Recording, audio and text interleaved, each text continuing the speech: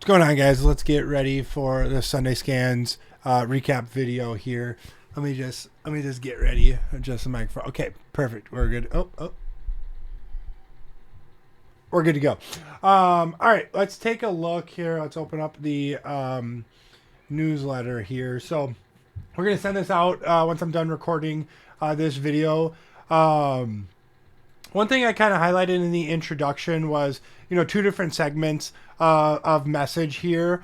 First thing that, one thing that I really find valuable to do in kind of reflection and, analysis of some of the traders that you surround yourself with is to go back and kind of see how some of their insights have played out, right? To recap some of their commentary from the last week. For example, it's really easy with, Sunday Scans to go back and look at, last week's mindset, how to approach the market as the market was, gapping down on the European tariffs that were being announced and eventually walked back by, Wednesday. And kind of the framework for the ideas and how to handle those situations.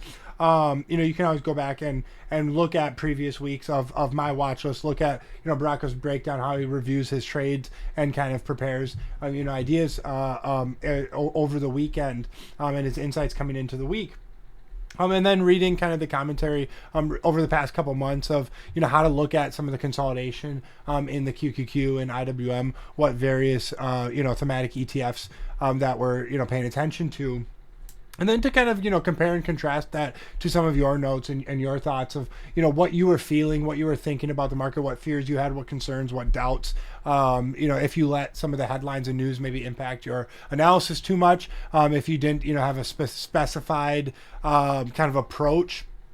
And going back and, I encourage people to go back and read previous Sunday Scans and see how some of the ideas played out, see how the, how the patterns played, how the consolidations looked, how the breakouts, how the buys at support, ended up working, to give, and all of that isn't, to prove, hey, look, we're looking at good stuff, right?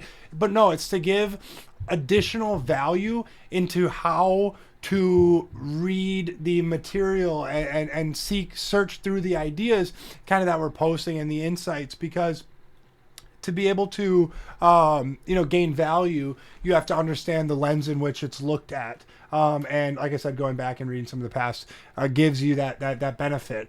And then I talked about, a quote that was going around. I think Elon Musk said this at one of the conferences or events this weekend on the global stage, but and it was circulating a lot on Twitter over the weekend. But it's better to be an optimist and wrong than be a pessimist and right. And there's all variations of that kind of quote from market participants like Warren Buffett or Charlie Munger maybe said, I've never met a successful pessimist, right? Or bears sound smart, bulls make money kind of thing. There's a variety of different kind of spins on that quote, but overall, it's said consistently by a number of very successful market participants. And, with that question, if you're kind of like, yeah, well, it's easy to be, optimistic, but, it's not reality, right? Pessimists always call themselves realists.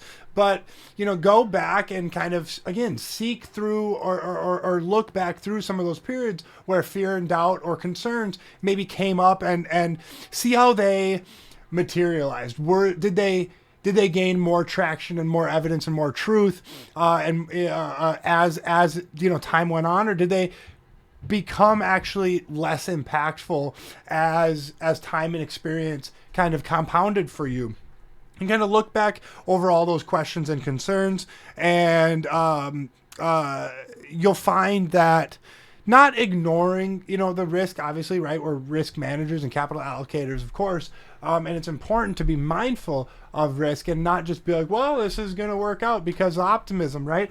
But, to, again, just play through the probabilities and uncertainties and consider the optimistic outcome, right? Or the beneficial outcome versus letting kind of that concern and fear take over for you. Because it's never, very rarely ends up being truly beneficial. And, again, not just in trading, I've noticed this in life too. And I saw this quote, there are myriads of moments that have benefited from remembering this simple principle and quote.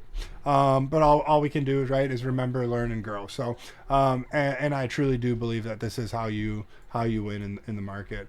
So we're going to get into Sunday scans here. I encourage people to retweet or restack this. I would love to give away a free year to the Discord. For people who interact with us on Substack and help reach a broader audience, so we can have a more impactful impact on traders, because I think a lot of people can benefit from our overall approach.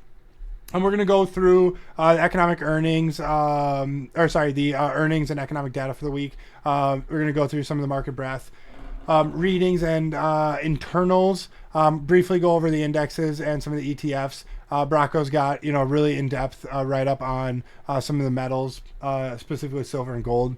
I've got my watch list and ideas. There's one idea in here connected with USAR that I'm really excited to get into. And yeah, so let's get into it. So big week of earnings ahead. A jam-packed calendar. We've got Microsoft, Facebook, Meta, Microsoft, Meta, Tesla, Apple in the second half of the week, sandwich in between a number of really notable companies: Boeing, United Health, STX, NXT, AT&T, APH, ASML. Right, you can seek through this list. Not only this, to pay attention to, these headlines names that are going to have a big impact and move the market, right? Like Microsoft, of course, going to have a big impact on, the cloud and the software names, as well as some of the semi names with their CapEx. But to pay attention to morning gap or some of the non-headline names that are, maybe undercover surprises, because some of those earnings gappers are going to be some of the next, big under the radar winners and traders. You might be able to spot some, really new up and coming themes by tracking those earnings gappers. So keep a Q1, right? I know they're reporting Q4, but I always do the quarter that it's reporting. But keep a Q1 earnings gapper list and just monitor it throughout the week. Oh, SNDK has also got earnings. We also got FOMC on Wednesday. Jerome Powell coming out. Not expected for a rate cut. We got the press conference at 2:30. Probably not going to be very impactful. Probably not much is going to say. It's the first meeting in 2026, so it's going to be kind of important to talk about kind of the framework for the year. It's his last I think he's got 3 more meetings after this, until the next chairman or chairwoman, I suppose, comes in. Kind of sitting between, whatever, it doesn't matter. I don't think it's going to be a huge FOMC. And we're still waiting on the next chairman announcement. Here's the market breadth data. Pradeep's market monitor stock B. I really look at the number of stocks up 4% versus down 4% as kind of my first gauge, and then kind of continue to look at what stocks are up significantly over the quarter and a month, and over the past quarter. Yeah.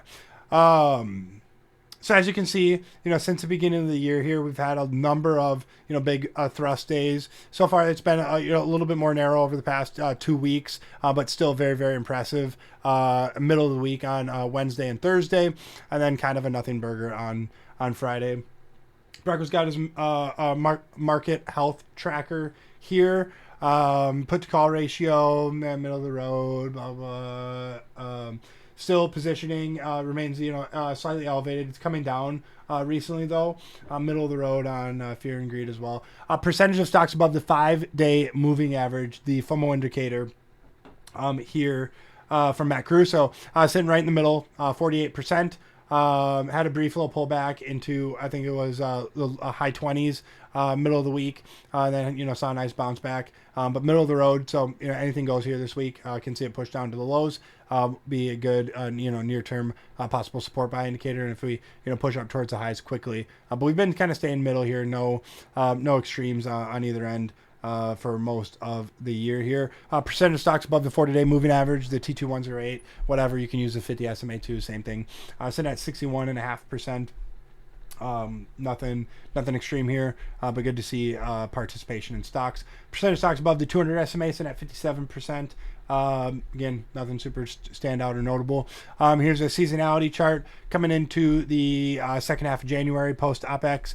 Kind of set up for that late Jan pullback, and then we'll chop around until early February, where we see early Feb strength followed by some post OPEX Feb weakness into about mid March, until generally the early year chop ends up ending. But this is past, I think, 40 years on the SPX, right? So it obviously doesn't read individual stocks, themes, groups, etc. So covered a number of ETFs here, QQQ, SPY, all this stuff. What I really want to highlight here is the QQQ weekly, holding the 20 MA, putting in a little bit of a baby oops reversal down here where we gap down, mark a low, end up pushing and going, reclaiming previous week's low, reclaiming previous week's close, right? And, attempting to engulf. I do expect at some point we'll hit 630 soon before these lows are taken out. If those lows are taken out from last week, that will be a bit of a concern. We will have the weekly 9 SMA or 9 EMA or the 10 SMA, whatever,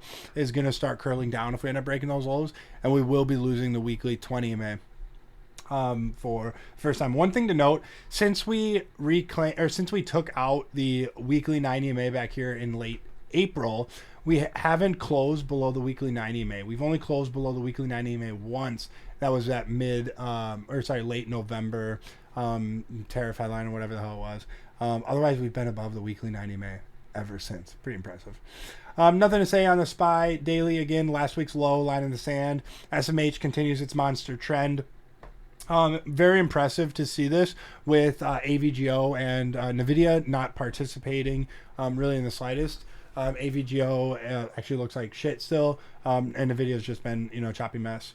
Nasty little 3-day pattern here on IWM to end the week with a little, what do they call this, evening star reversal, right, where you get that up and that little nasty doji up at top, and then, third day's downside, but nothing's wrong with this. Probably got a little long in the tooth near term. Weekly still looks fine, still above a rising 20 May. All good to see, but definitely not fun to see it be down 1.85% on Friday, while the broad market is up. Mid cap, MDY, similar action here, trending above a rising 20 May. Just made a new all-time high on Thursday last week.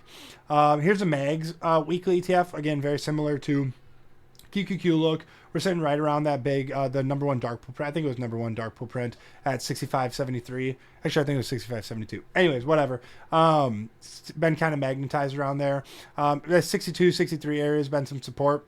It was nice to see some bounce back in stocks like Meta, Microsoft, slightly Netflix, not really, and then Amazon participating. So we'll see if, some of that kind of balance between the QQQ and IWM and mid caps and stuff continues back. Otherwise, a lot of rest last week in a lot of the ETFs. Space ETF sideways, ARC-Q, the robotics and AI ETF sideways. ARC-G attempted a little breakout into 35 and kind of reversed it on Friday. Still looking good. I'm in a position on this with the 20 May. Hold on Tuesday as my stop. Clean energy ETF looking good. Could use a flag at some point or a little bit of a handle. Looks phenomenal still. There's a very diverse ETF of kind of themes. BE, FLNC. It's also got Tesla, LAC, MP. Right? It's also got some solars and a variety of other stuff in there too. Yeah, the defense ETF, ITA, pulling back, very normal, natural here to see it build out a little flag or a base here, holding, pulling back and holding rising moving averages. Stocks like KTOS, NOC, General Dynamics, Boeing, etc. Continue to look really attractive on pullback and consolidation. We're starting to get that at the ETF level. Still watching Eli Lilly with this consolidation healthcare under 160 here.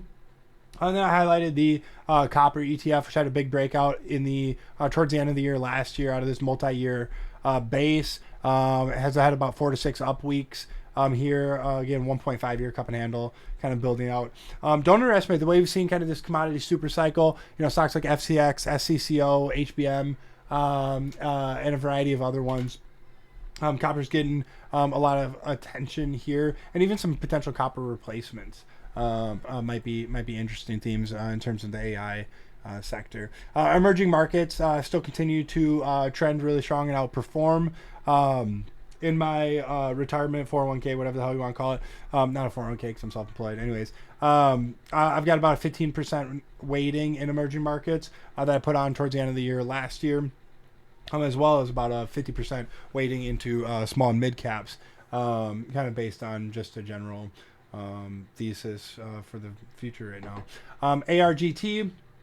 Almost gave up on this last week. I was talking pretty negatively about this, but we got a bullish engulfing on the weekly. Want to see us take out 100 pretty soon. I think this could be up 30% plus on the year. Bitcoin looks like absolute dog shit. What I say, dumper and a half. Yeah, very, very weak. Looks extremely vulnerable for move into the mid to low 70s.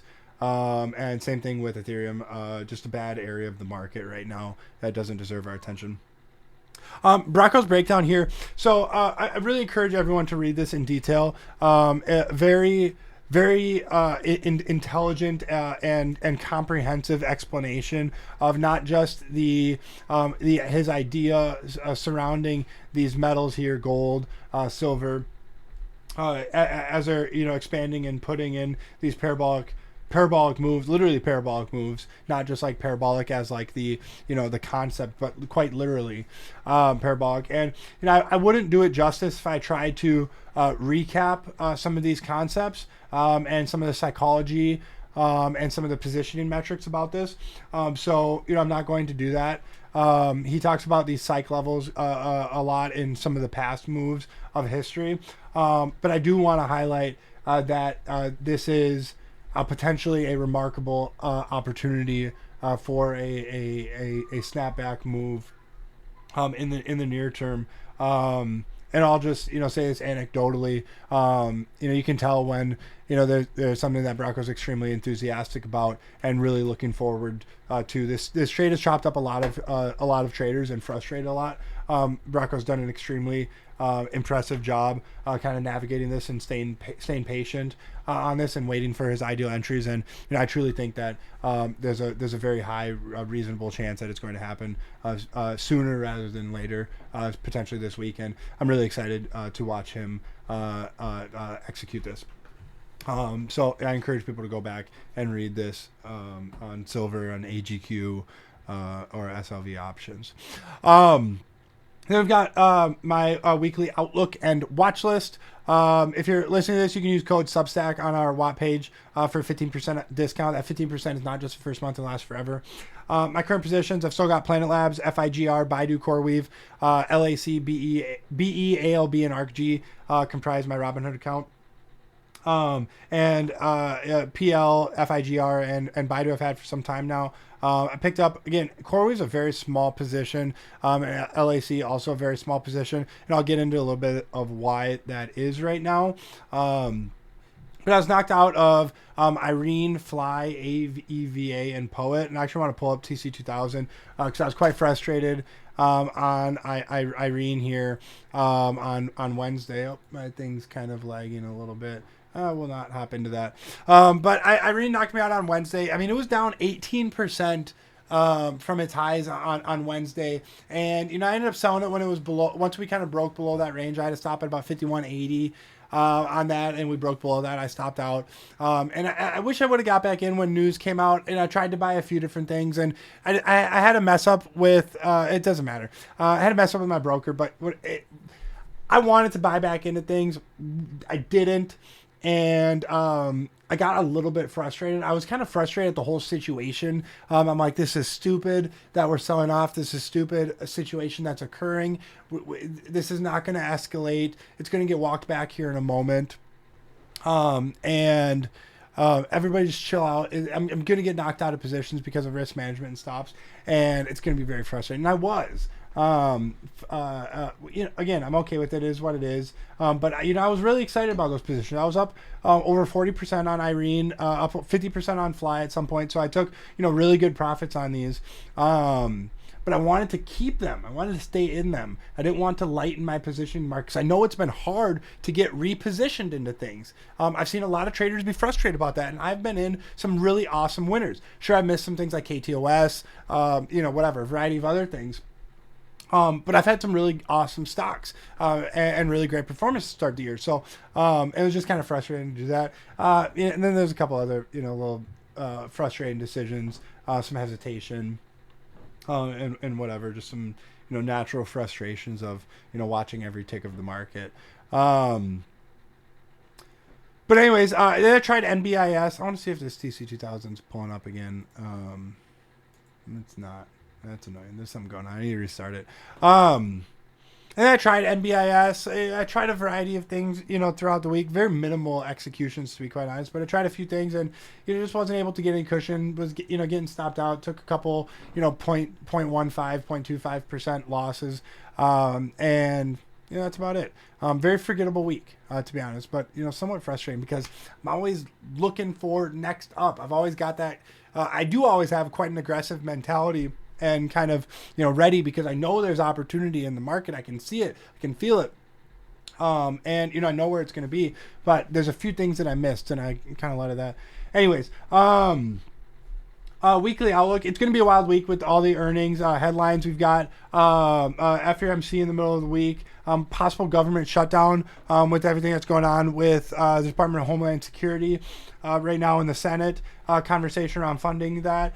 And then, there's a tariff comment about Canada over the Canada-China deal over the weekend. Still waiting Supreme Court ruling. Possible Fed chair announcement.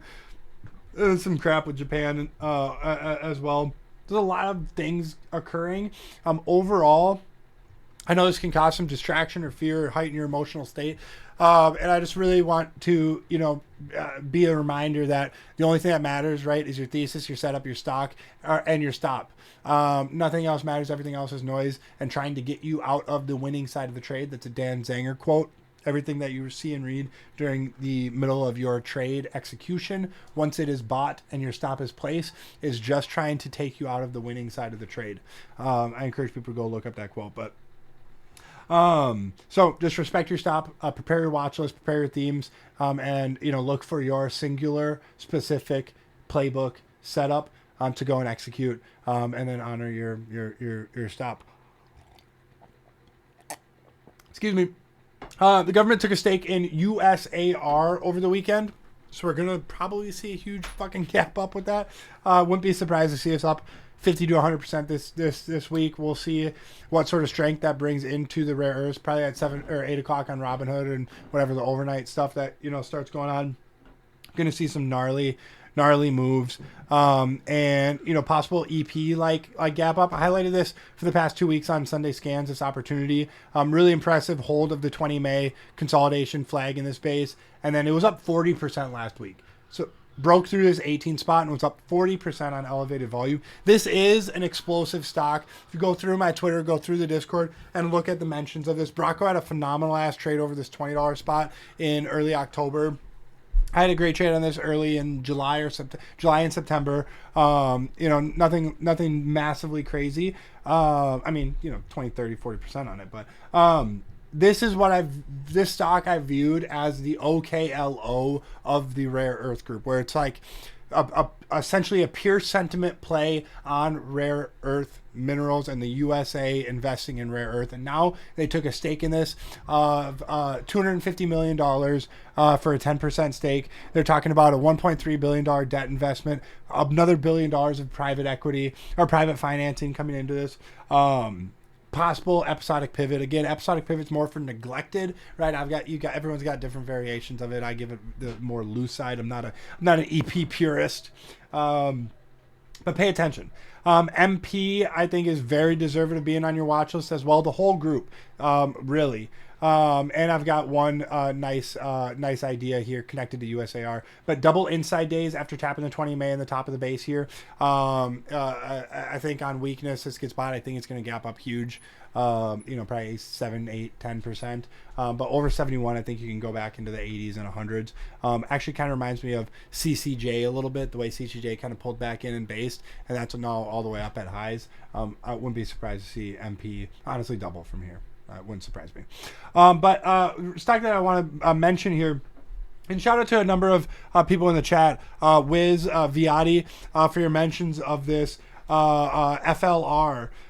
So FLR is the EPC partner, which is engineering, construction, and procurement for USAR.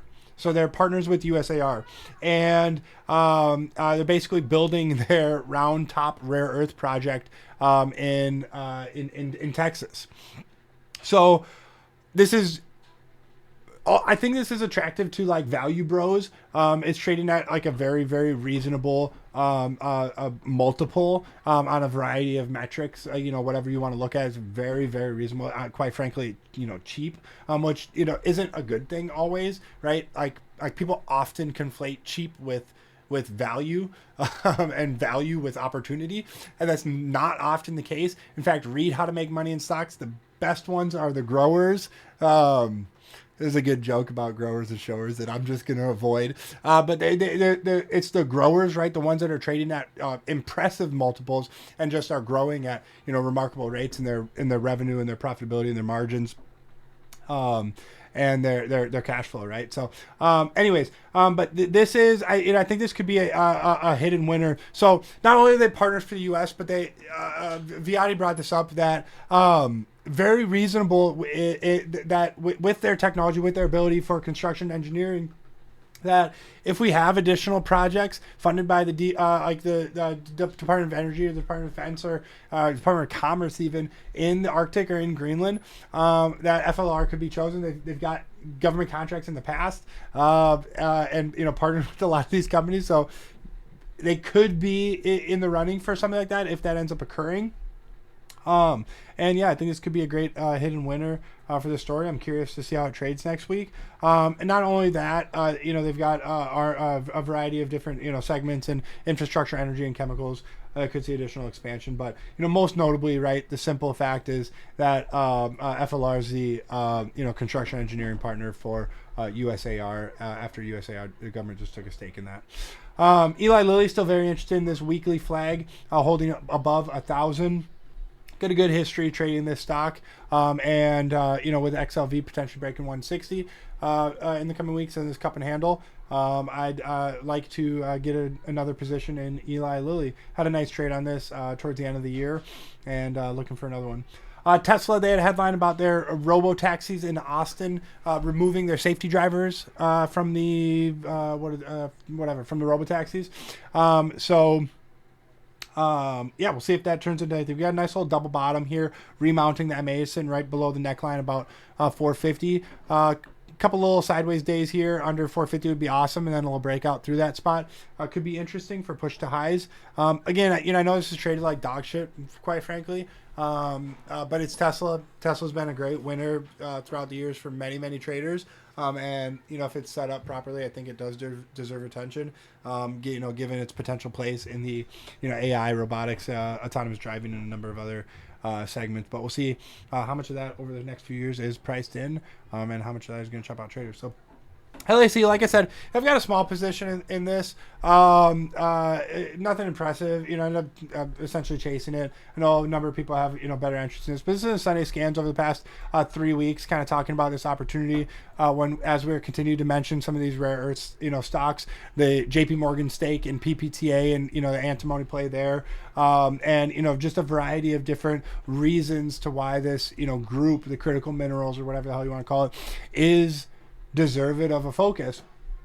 And we finally got over the HVC, the high volume close from back here in September, and we saw some expansion. It was up 5% on Friday, while the IWM was down 2%. So pretty impressive. I do think this is pushing up to $7.50 and $10. Very likely to see a gap up come Monday. And then Chime, I'm still watching this little IPO base on this little first flag post IPO. Curious if the IPO group is enough to give this momentum, or if kind of the fintech financial aspect of it is going to make it not a play, which is, again, that balance is fairly reasonable. I'd like to give it more weighting. That's an IPO fresh young stock, more weighting. We'll see if the market does as well. This has made about an 80% move off of the lows. Is not giving much back, just kind of basing out there. So, very respectable in that sense. And, essentially going to be watching 26.50 where we close the week, and see how we kind of can dance and reclaim around that 26.50 spot on Chime. And Run, just want to give a shout out to Manrav. He's been buying, pullbacks on this over the past, couple weeks here. Gave a nice little bullish engulfing candle on the weekly. NXT is the leader on this. If that was in Sunday Scans last week, gave a really nice gap down pullback to the 20 MA and, awesome weekly candle. but he wanted me to mention this this week. And then CoreWeave. So as this kind of builds out over, you can put in here in this CoreWeave, I want this to be like that kind of AI sector, group, or industry of it, right? You can put Irene in here, Galaxy, Cypher, NBIS has been kind of trading shitty. But really any of those, maybe even an A-Lab, it's been a little bit troublesome lately, but I think everyone should have one of these on your list. I chose to feature CoreWeave on this, but in this 86 to 90 range, nice base, nice higher low here against the 20 MA. Again, I think it's very reasonable to keep this on your watch list. It takes one sort of PR, one sort of kind of lightening the mood or the sentiment on one of these to blast it back up to new highs. I could see this, potentially doubling again in the right scenario, right environment, right sentiment, right headlines. This is the kind of stock that can do that. I'm not saying it's going to do that, but so with that being said, same with like an Irene. If I see a nice setup, a pullback to the 20 MA, higher low out of a base, I'm gonna buy it, right? No matter if it's in theme or in play or whatever people are saying about it. If you see a stock that's got a good history move and you've got a good history with it, and it's set up so properly, how can you not take a trade like that?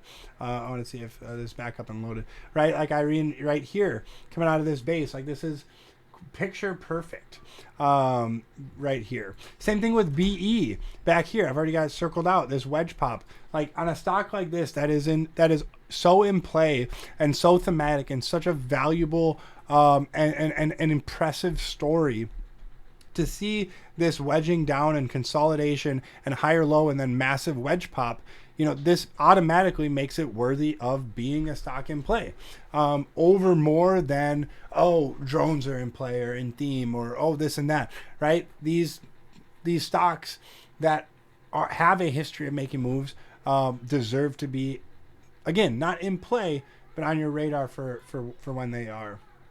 So that's Sunday Scans. Everybody got any questions? We'll be in the group all throughout the week on Zoom. And we'll see what's offered. Again, it's a long year. Don't rush anything. You don't need to force anything. Stay patient. What's your setup? What's your stock? What's your thesis? What's your stop? What's your sizing? Is a asymmetric risk reward, and then take the trade. And that's the plan for the week. All right, over and out, guys. Peace.